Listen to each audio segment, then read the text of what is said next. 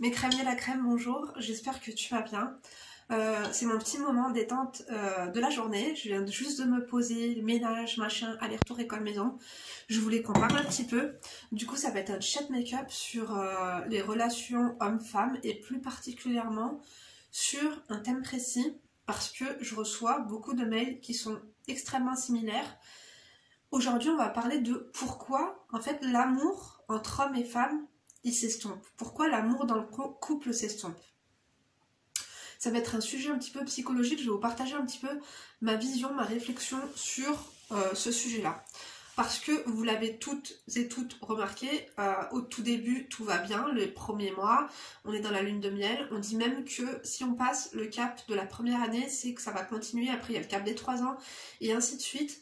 Pourquoi les hommes, parce que c'est souvent les hommes, ça vient souvent des hommes, pourquoi les hommes se désintéressent, je vous en avais déjà brièvement parlé, pourquoi ils se désintéressent de leurs femmes, et pourquoi finalement ils nous montrent moins, ils extériorisent moins finalement leur amour pour nous, ils sont moins démonstratifs, et du coup on se calcule plus, on se donne plus d'attention, d'affection, et vous avez l'impression finalement de ne plus connaître la personne avec qui vous êtes fiancé ou vous êtes marié. C'est beaucoup arrivé en fait que des femmes et des hommes, ils se marient, au bout de 4 mois c'est comme je vous dis la lune de miel, c'est-à-dire que c'est l'osmose, tout va bien. En fait c'est une question de chimie je pense tout simplement. Ah oui attendez, je me suis pas présentée.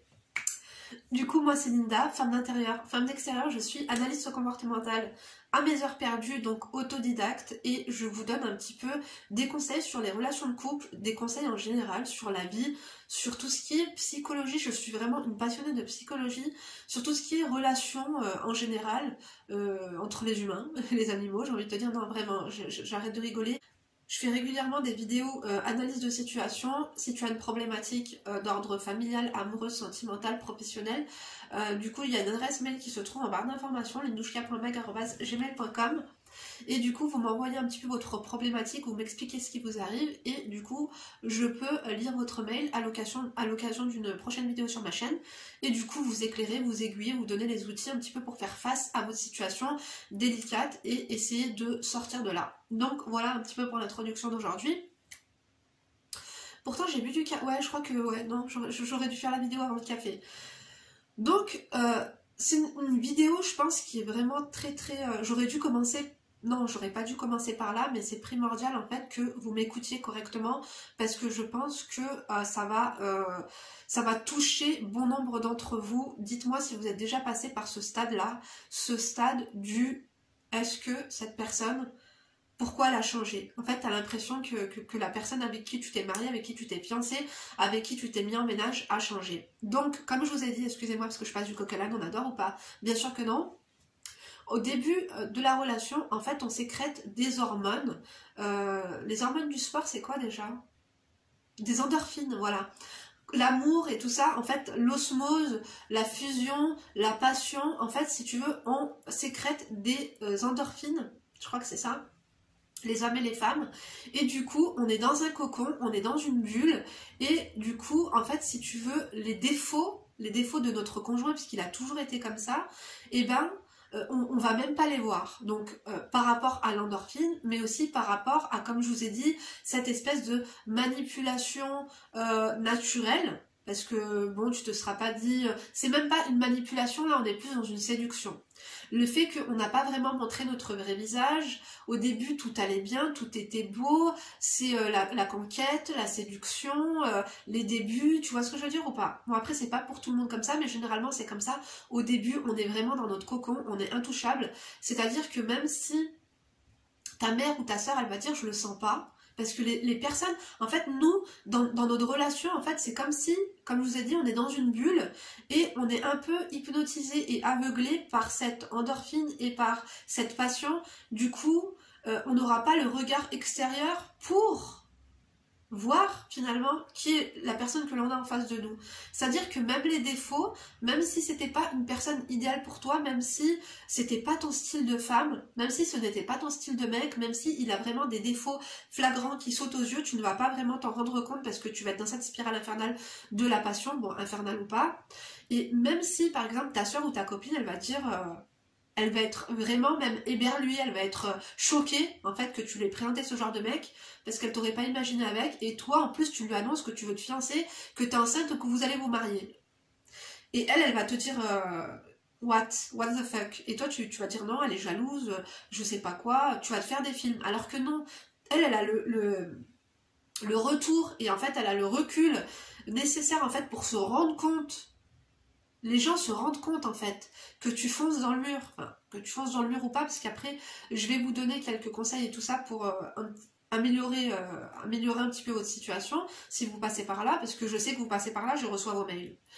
Et donc, comme je vous ai dit, dans cette période de lune de miel, vous n'allez pas vous rendre compte de tout ça. Qu'est-ce qui va faire que lui et toi, vous allez changer? Généralement, c'est plus monsieur que madame. Vous êtes toujours là, les gens disent la routine, vous rentrez dans la routine et limite ça vous arrange, vous adorez qu'il rende du travail, que voilà, tu fais ton petit ménage, tu fais ta petite popote, vous êtes là devant touche pas à mon poste, avec la télécommande, avec les chaussettes d'hiver et tout, avec un verre de vin, un verre de Selecto, peu importe, on s'en fout, pas de discrimination. Pourquoi c'est toujours eux, passer un moment, il y a un moment donné où on dirait qu'ils atterrissent. En fait, ils étaient dans les nuages et on dirait que c'est pas un crash, c'est un atterrissage. Petit à petit, ils atterrissent et ils se rendent compte de tous tes défauts. Tu commences à les saouler, tu commences tes petites paroles, tes petites... Pourquoi, en fait, ils commencent à être saoulés et être gavés et finalement à vous délaisser, à vous donner moins d'attention, à vous donner moins d'amour. Et finalement, des fois même, tu te dis, le mec ne me parle pas. Quand j'essaie de communiquer, la communication ne passe pas. Quand tu lui dis, j'ai l'impression que t'es pas très sympa, ou tu me parles mal, ou qu'est-ce qu'il y a, fais-moi un câlin, il veut pas te faire de câlin, il est moins affectueux, il est moins... L'affection aussi s'estompe en même temps. Et quand tu essaies de communiquer là-dessus pour lui demander qu'est-ce qu'il y a, ou pour lui réclamer, ou pour lui dire de faire des efforts, ou ceci et cela, il va t'envoyer chier, il va dire c'est bon, arrête de me saouler, tu m'as gavé. En fait, plus toi tu vas essayer de revenir vers lui et faire des efforts alors que c'est lui qui est en tort, et plus en fait tu vas encore plus le dégoûter et le gaver. Qu'est-ce qui se passe? Pourquoi? Je vais vous expliquer, c'est parce que nous on fait des erreurs, et c'est pour ça en fait que je vous dis à chaque fois qu'il faut pas se donner à 100%. Tu vas me dire, oui, mais on s'est marié, c'est le père de mes enfants, je suis enceinte. Oui, mais même. Tu vois, même. Il ne faut jamais être acquise. Je vous ai dit, même si tu es enceinte, même si tu as 5 enfants, même si tu es mariée depuis 10 ans, il ne faut jamais être acquise. Pourquoi? Parce que plus... Bien sûr, c'est ton homme, tu peux lui dire que tu l'aimes, tu peux lui faire des câlins, tu peux... Il faut doser, c'est-à-dire que il faut pas lui montrer trop d'attention. En fait, plus un mec, en plus, plus il vous repousse et plus vous, en fait, suis-moi, je te fuis, et fuis-moi, je te suis. Lui, il te fuit et toi, tu le suis, c'est-à-dire qu'il en a marre. Il en a marre, en fait, il veut de l'air. Je suis pas en train de leur trouver des excuses, on est juste en train de comprendre pourquoi vous en êtes arrivé là. Moi aussi, ça m'est déjà arrivé, je vous dis la vérité. On a l'impression qu'ils sont moins investis, qu'ils s'en foutent, que c'est comme si on était un objet qu'ils avaient acheté, un objet qu'ils avaient convoité, ils nous ont fait la cour, ils nous ont convoité, ils nous ont mariés, tu vois ce que je veux dire? Et en fait, un beau matin, il va se réveiller, il va mal te parler, il va être désagréable, il va plus te faire de câlins, vous allez plus faire de sorties, vous allez plus rien faire, il va plus te calculer, tu vas faire partie d'un meuble. Comme si il avait acheté ce verre, il l'avait adoré, et finalement il l'a posé là, il s'est dit ouais, je sais pas pourquoi j'ai dépensé autant d'argent là-dedans. Ouais, c'est quand il en a dépensé, parce que quand t'as été gratos, ma chérie, ça c'est ton problème. Bref. Le fait que tu lui aies donné autant d'attention, autant d'affection, que tu étais autant acquise, que tu te sois comportée vraiment comme sa femme pour la vie, que tu es acquise, en fait, rien n'est acquis dans la vie. Même si tu signes un contrat de mariage chez monsieur le maire, il faut lui montrer que rien n'est acquis. C'est-à-dire que même quand il te parle, des fois, il faut lui montrer que, ouais, finis ta conversation, chérie, parce que là, t'es un peu en train de me gaver. Tu scrolles ton téléphone et tout ça, tu vois ce que je veux dire? Vous vous êtes tout le temps en demande d'affection, en demande d'attention. En fait, plus vous allez demander et moins vous allez obtenir. Ce qu'il faut faire, c'est qu'il faut faire la même chose, il ne faut pas faire la gueule. Parce que c'est ça aussi, des fois, lorsque vous n'obtenez pas ce que vous voulez, vous montrez vos signes de faiblesse, vous montrez vos signes de tristesse, vous montrez des signes de détresse, vous montrez des signes... Quand je vous dis vraiment de détresse, c'est des pleurs, c'est tout le temps vouloir engager la communication là-dessus. Pourquoi on sort pas? Pourquoi tu me fais pas de câlin? On n'a pas couché ensemble ce mois-ci. Et en fait, plus tu vas lui dire ça, plus ça va le dégoûter. Parce que comme je t'ai dit, pendant la lune de miel, il n'avait pas capté tous tes défauts. Finalement, il a capté ta vraie face. Lui, son pote, lui avait dit que t'étais pas une meuf pour lui. Finalement, il se rend compte de tout ce qu'on lui avait dit, puisque finalement, je vous ai dit, il y a des anesthésies de mémoire, mais en fait, l'anesthésie, à un moment donné, tu vas en salle de réanimation, tu te réveilles un jour. Les informations sont restées bloquées dans sa tête, sa mère ou je ne sais quoi, et en fait, c'est ressorti, et finalement, il te voit comme ça, et il se dit, merde, qu'est-ce que je viens de faire? En fait, c'est limite, il vient de se dire, mais qu'est-ce que j'ai fait? Pourquoi je me suis autant avancée? Pourquoi je me suis engagée? Qu'est-ce que je fais dans cet appartement? Qu'est-ce que je fais mariée? Elle est enceinte? Merde. En fait, ça fait peur. Ça fait peur parce que lorsque la lune de miel s'évapore, eh ben, le mec commence à avoir peur, à prendre conscience de l'engagement dans lequel il s'est lancé. Finalement, c'est une responsabilité de promettre amour et fidélité à une femme. Finalement, il se rend compte que il était peut-être devenu amnésique et que t'es pas du tout ce qu'il voulait. Ou finalement, il se rend compte que tu saoules, que t'es chiante, que au début, il faisait le macho. Après, tu lui disais non, toi, tu vas m'aider, tu feras manger, tu feras. Ça le faisait rire et tout parce que t'étais mignonne, il te voyait, parce que tu te pomponnais aussi. Tu vois ce que je veux dire? Tu t'es peut-être, il a dû laisser aller la routine, le manque de piment, le manque de, comment te dire, le manque d'imprévu, il n'y a plus d'imprévu, tout est calculé. En fait, c'est même pas, il va t'appeler, il va savoir que tu es à la maison ou il va savoir que tu es au travail, il connaît ton emploi du temps. Donc c'est même plus, il va même plus te poser ces questions-là. Il va se désintéresser de toi parce qu'il sait que tu fais toujours la même chose parce que tu es acquise. Il faut que toi, tu mettes des imprévus dans ta vie et dans ton couple. Il faut que vous sortiez un petit peu de votre quotidien. Il faut que tu ne sois pas, même si tu as envie d'être démonstrative, même si tu as envie de faire des câlins, ne sois pas en fait dépendante de l'affection qu'il te porte. C'est pour ça que tout revient, on revient toujours au point de départ. Il est primordial dans la vie de ne pas être dépendante affectivement, d'avoir de la confiance en soi et de l'estime pour soi. Avec ces trois choses-là, on laisse personne nous monter dessus et surtout on ne laisse personne nous faire de mal. Parce que il faut pas être dans l'attente. Il faut agir mais il faut pas être dans l'attente. Il faut pas tout le temps attendre après lui et il ne faut pas demander, il ne faut pas quémander. C'est-à-dire que toi, si le week-end t'as envie de sortir, que tu vois que 2-3 week-ends il t'a rien proposé, ne lui propose même pas, fais un plan et au bout de 3e fois que tu vas sortir sans lui, il va dire mais tu proposes pas? Pardon, excusez-moi. Finalement, il faut essayer d'inverser les rôles. Il faut que vous essayiez finalement de faire cette gymnastique psychologique. Je vais en revenir à là, j'ai vu que vous aviez aimé la première vidéo à ce sujet. En fait, c'est quoi? C'est que il va vraiment falloir que tu le guides de façon à ce que... T'as vu ce que tu veux qu'il fasse? Il faut pas lui demander. Il faut faire en sorte que ce soit lui qui te le réclame. Il faut essayer d'inverser les rôles. D'accord? Tu vas me dire comment on fait. Et bah tout simplement... Si toi tu as envie de sortir avec lui et qu'il t'a pas proposé que 2-3 fois, tu vas dire on fait plus grand chose ensemble, il va te dire si t'inquiète pas on fera un truc et tout, toi il voit que tu fais ta vie. Un jour il va se dire bon je vais la sortir, comme ça elle va arrêter de me saouler, elle va arrêter de me demander et tout. Il va dire bon ce soir on sort et tout, tu vas lui dire ah non franchement je suis fatiguée, vas-y va voir tes copains, passe une bonne soirée. Il va se dire mais qu'est-ce qui lui est arrivé? En fait, et là il va vraiment insister pour que vous fassiez des choses ensemble où il va être plus démonstratif, où il va plus se rapprocher de toi. Il faut que tu lui montres que tu t'aimes, que tu aimes ta propre personne. Il ne faut pas être tout le temps dans la demande, tout le temps quémander, tout le temps réclamer. Il faut lui montrer que tu es finalement indépendante émotionnellement et que ton propre bien-être, tes propres émotions, tes propres envies, que tu peux assouvir finalement tes envies, que oui c'est l'homme de ta vie, oui il fait partie de ta vie et tout, mais il ne t'est pas indispensable pour faire toutes les choses que tu aimes faire. Bon, faire les magasins, faire les courses, aller au resto, tout ça, t'as pas besoin finalement, quand tu vois que lui ne te propose pas, c'est pas tout le temps à toi de proposer. C'est pas tout le temps, même si toi tu vois qu'il te calcule pas, il te fait pas de câlin, et ben, sois souriante, parce que c'est ça aussi, parce qu'après vous devenez aigri.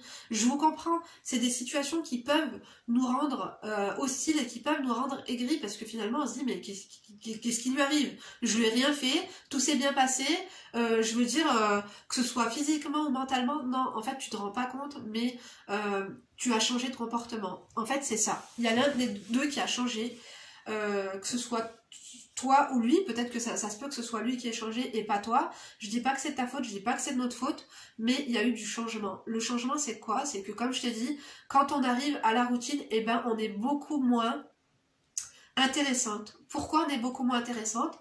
Tu vas me dire non, je fais attention à moi et tout. Oui, mais pas comme au début. Il n'y a pas ce petit truc. Et ce petit truc là, il faut jamais le perdre. Vous allez me dire, Nina, c'est quoi ce petit truc? Ce petit truc, c'est se faire passer soi-même en premier et que la personne, et que ça se remarque dans tes agissements, dans ta façon de parler. Tu vois ce que je veux dire? Il faut pas faire des monologues, il faut, quand vous commencez à être dans une routine, vous commencez trop à parler pour rien, vous commencez trop à raconter votre vie, vous commencez trop à vous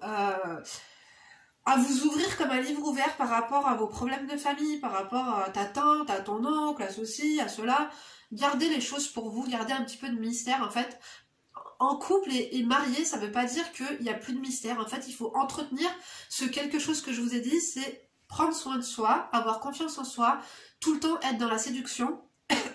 Être dans la séduction, je dis pas, et être dans la séduction, c'est pas lui dire fais-moi un câlin, viens, on fait ci, viens, on fait ça. Non, il faut que toi, tu aies des gestes, que tu aies un comportement de séductrice. Et lui montrer par tes paroles et par tes actes et par tes gestes que tu n'es pas acquise en fait. Parce que, en fait, le problème c'est que il peut changer par rapport à ça, par rapport à ton comportement de femme au foyer acquise. Il sait que t'es là, que tu vas pas bouger, t'es comme la télé, à part si un huissier, et encore l'huissier viendra prendre la télé, mais pas toi ma chérie. Non. Du coup, bah, il va même pas t'appeler pour te dire allô, tu fais quoi, parce qu'il sait ce que tu fais. C'est-à-dire qu'il t'appellera même plus. Tu vois ce que je veux dire? Si vous vous reconnaissez, dites-le moi, partagez-nous vos commentaires, partagez-nous tout avec de la transparence de préférence, comme ça on essaiera de vous répondre. Je sais que vous vous répondez entre vous, c'est trop mignon. Je devrais aller prendre une bouffée de ventoline, ce serait pas du luxe, non vraiment. Donc aussi ce changement, il peut être là par rapport à des événements, que ce soit un décès familial, par rapport à par exemple un licenciement, par rapport à si à son travail ça se passe mal, par rapport à des dettes, parce que au début vous ne partagez pas les dettes, vous ne partagez pas, je vous ai dit le WC, les odeurs de caca, les traces de pneus dans les toilettes, les traces de brosse à dents ou de crotte de nez dans le lavabo de la salle de bain. En fait, des fois c'est une accumulation qui fait que ta première crise, après lui ça va pas trop, après tu vois, en plus t'es acquise, donc il y a plus trop de mystère. Les gens, ils veulent ce qu'ils ne peuvent pas obtenir, ils font tout pour l'obtenir. Une fois qu'ils l'ont, soit comme une voiture, t'as vu les voitures, il faut qu'ils en prennent soin, tu vois. Et bien en fait, ils veulent plus prendre soin de vous parce que c'est vous qui êtes trop dans la demande et qui finalement les rôles s'inversent, c'est toi qui vas toujours le temps vouloir prendre soin de lui, limite tu vas... En fait, il faut pas être étouffante. Dans une relation de couple, il ne faut pas être étouffante. J'ai remarqué que certaines sont trop étouffantes. Par exemple, si tu veux discuter avec lui que lui ne veut pas, lâche l'affaire, ne le calcule même pas. Pas en étant aigrie, toujours en étant souriante, je sais que c'est difficile mais il faut le faire. Toujours en étant souriante, ne pas lui montrer les marques de faiblesse, tu vois. Parce que si vous lui montrez que vous êtes piqué, que ça vous fait du mal, que ça vous rend malheureuse, vous allez me dire oui mais il faut le dire et tout, vous allez plus le faire pire qu'autre chose.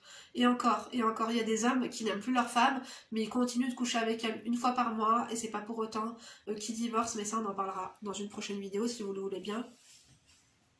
Dites-moi ce que vous pensez de tout ça, mais c'est tout à fait normal que le couple s'estompe petit à petit.